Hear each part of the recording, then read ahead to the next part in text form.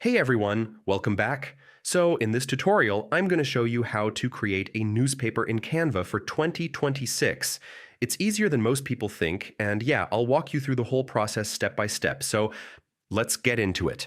First, log into your Canva account. After you're in, head to the search bar at the top and type in newspaper. Canva already has newspaper templates ready, so you don't need to build everything from scratch. Now, scroll through the template options.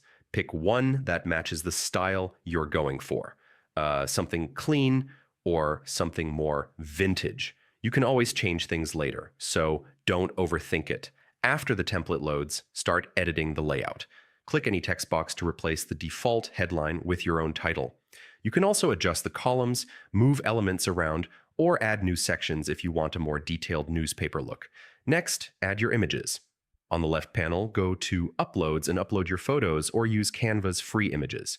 Drag the image into the layout and it'll snap right into place. Yeah, it's pretty smooth. To make your newspaper look real, stick to simple fonts, so like serif or classic typefaces. You can tweak the colors too, but newspapers usually look best with black, gray, and white. So maybe keep it subtle. If you want a multi-page newspaper, click Add Page at the bottom. You can duplicate your first page to keep the style consistent, then just replace the stories and images. And that's it. You've just created your own newspaper in Canva.